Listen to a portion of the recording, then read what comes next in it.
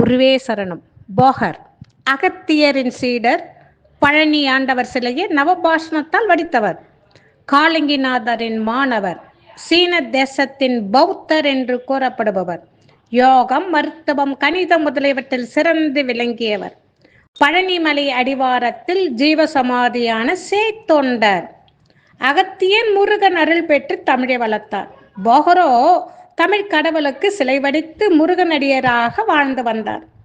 சித்தர்களுள் முக்கிய இடம் வகிக்கும் போகர் காளிங்கிநாதரின் மாணவர் ஆவார். இவர் மற்ற சித்தர்களிடம் முற்றிலும் மாறுபட்டவர். திருநந்தி தேவரே பல பிறவிகள் எடுத்த பின்பு போகராக பூமியில் தோன்றினார் என்கிறார்கள். இவரது காலம் 5000 ஆண்டுகளுக்கு முற்பட்டதாகும். போகர் 7000, போகர் 700 எனப்பெறும் மருத்துவம் மற்றும் மந்திர நூல்கள் போகரால் எழுதப்பட்டவை. இவர் சீன தேசத்தை சார்ந்த பௌத்தர் என்றும் கூறுகின்றனர். இதனை அபிதான சிந்தாமணி குறித்துள்ளது. 2000 வருடங்களுக்கு முன்பு சீனாவிலிருந்து இந்தியாவிற்கு வந்து பாடலிபுரம், கயா முதல் இடங்களை தரிசித்தாராம். பிறகு சோழ, பாண்டிய நாடுகளுக்கு சென்று அங்கே கற்றும் கற்பித்தும் வந்தார். இதன் பின் மீண்டும் சீனாவிற்கு சென்று தம் குருவான காலங்கியின் விருப்பத்திற்கு இணங்க குருவின் சமய கொள்கைகளை பரப்பினார் என்று கூறப்படுகின்றனர். அவர் சீனர்களைப் போலவே போ யாங் என்ற பெயர் வைத்து கொண்டார். வா ஓ சியூ என்ற பெயரில் சீனாவின் தல சிறந்த ஞானியாக கொண்டாடப்படுகின்றார் என்றும், போகர் போ யாங் என்ற சீனரின் உடலில் கூடு விட்டு கூடு பாய்ந்தவர் என்கின்றனர். போ என்பது போகம் என்ற வார்த்தையிலிருந்து தோன்றியதாகும். கிபி 1ஆம் நூற்றாண்டின் போ அல்லது போகி என்ற ஒருவர் சீனாக்குள் சென்று புத்த மதத்தை பரப்பினார் என இதிகாசம் கூறுகின்றது. இவர்தான் போகர் என்று கருதுகின்றனர். சீனாவில் தன்னுடைய பணி முடிந்ததும் தமது சீடர் யவுவுடன், அதாவது புலிப்பாணி என்பவர் ஆவார், அவர் இந்தியா திரும்பியதாக கூறப்படுகின்றன. போகரிடமிருந்து மருத்துவ முறைகளை புலிப்பாணி சித்தர் கற்றுக்கொண்டாராம்.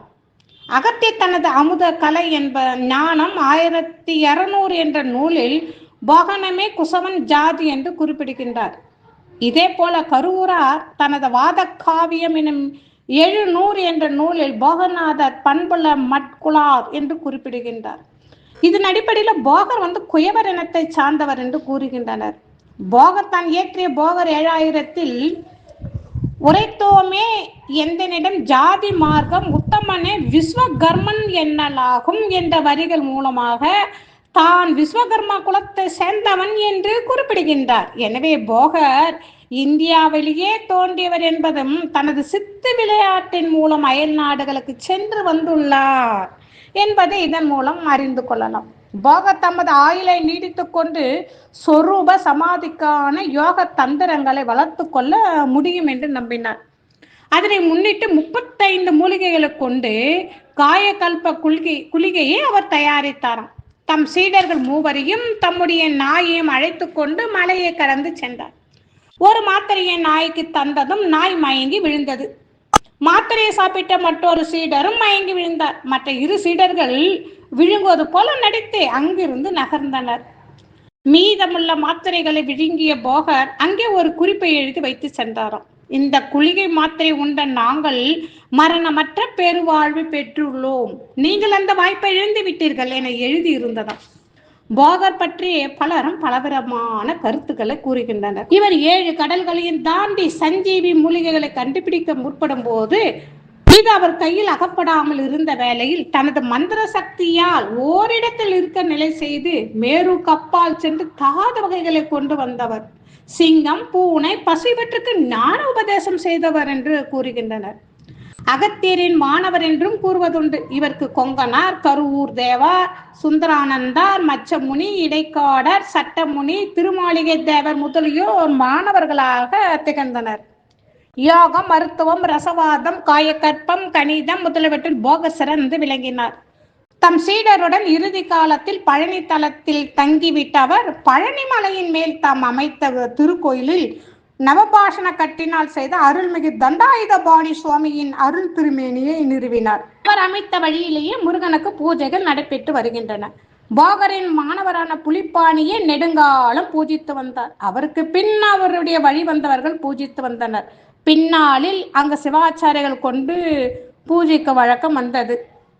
பழனி ஆண்டவர் எனவும் இம்மூர்த்தி அழைக்கப்படுகின்றார். பழனி ஆண்டவரின் திருமேனில் பட்டவர் விபூதி, பால், சந்தனம், தேன், பஞ்சாமிர்தம் முதலிய பொருட்கள் அனைத்துமே மக்களின் உடற்பிணி, உழப்பினி, பிறவிப்பினி நீக்கும் அருமருந்தாய் விளங்குகின்றன. இன்றிலவும் அசிலைதான் காலங்காலமாய் அடியவர்களால் வணங்கப்பட்டு வருகின்றன. இச்சிலையின் தன்மையை குறித்து ஆய்வு மேற்கொள்ள அமைத்த விஞ்ஞானிகள் குழு இந்த சிலையின் பெருமையை அளவிட முடியாதென்றும் அதன் உட்பொருள் அறிய முடியாதென்றும் கூறி அதன் பெருமையை நம்மால் உணர்ந்து கொள்ள முடிகிறது. மலைக்கோயிலின் உட்பிரகார தென்மேற்கு மூலையில் போகர் சன்னதி உள்ளது. இதுவே போகர் சிவ சமாதி ஆகும். போகர் வழிபட்ட புவனேஸ்வரி மற்றும் மரகதலிங்கம் இங்கு இன்றும் பூஜையில் உள்ளன. இந்த சன்னதியில் இருந்து தண்டாயுதபாணி சுவாமி திருவடி நிலைக்கு ஒரு சுரங்க வழி உள்ளதாகவும், கடைசியாக இதனுள் சென்ற போகர் திரும்பாமலேயே அதனுள் அமர்ந்து விட்டார். ஆண்டவரை தரிசித்து செல்லும் பக்தர்கள் போகர் சன்னதியை வழிபட்டு பயன் பெறலாமே. திருச்சிற்றம்பலம்.